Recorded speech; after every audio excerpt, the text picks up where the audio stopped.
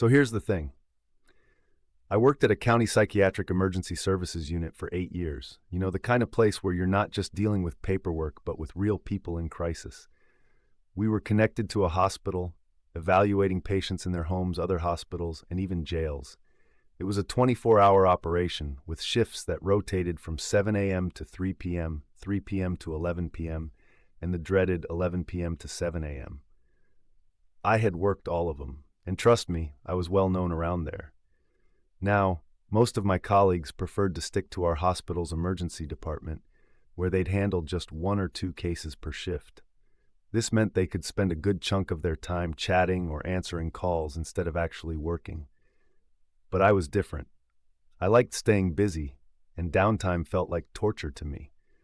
So I would often take on additional cases, which meant I ended up staying late to wrap up my work properly. I eventually got my schedule changed to 10 a.m. to 6 p.m., a shift that was welcomed by my day shift coworkers, who generally avoided outreach cases.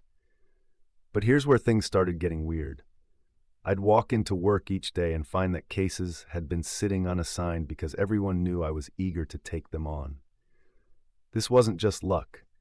It was a pattern. I was treated like a supervisor by my colleagues, even though I had no formal title or pay to back it up.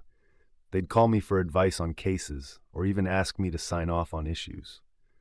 But when it was time to assign cases during the critical hours between 3 p.m. and 5:30 p.m., they'd suddenly insist that they would wait for Alan, the actual supervisor, to show up. Now, Alan had another job and didn't arrive until around 5:30 p.m., leaving a gap during which cases were piling up. I'd explain my position to him, and he would sigh, frustrated at the backlog. Meanwhile, complaints began to trickle in from other facilities about the delays. The director of our unit, John, caught wind of this and called me in for a chat. I laid it all out for him. I was not a supervisor, just an interim one at best. I didn't want to be in charge, nor did I have any authority. John, however, saw something different. He appreciated my judgment and commitment to the job. He walked me back onto the unit and announced to everyone that I could assign cases to anyone I wanted. Just like that. But here's the catch. He didn't put it in writing. I still had no official authority, and I knew I couldn't make anyone do anything. The next couple of days rolled in, and the same pattern repeated itself. Cases would come in, and I'd try to assign them, only to be met with eye rolls and indifference. Then came day 3. A call came in at 3:15 p.m. from the farthest hospital, a 40-minute drive from our facility. I announced the case, but all I got in return were sighs and the sounds of crossword puzzles being flipped. I figured I'd give them a nudge. Come on, guys, this is a priority. But still, nothing. So I did what any reasonable person might do in my shoes.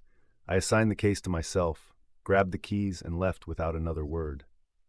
On my way to the hospital, I received a call from Chris, one of my colleagues.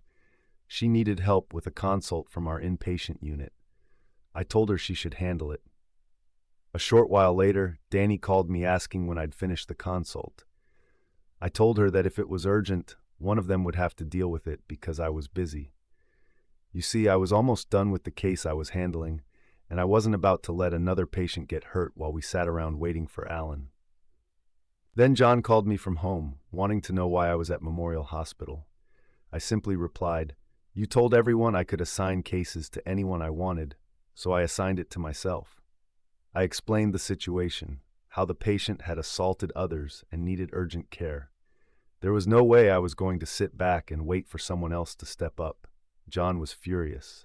He went back to the unit and laid into the staff, telling them to take my assignment seriously and that refusing would be seen as insubordination.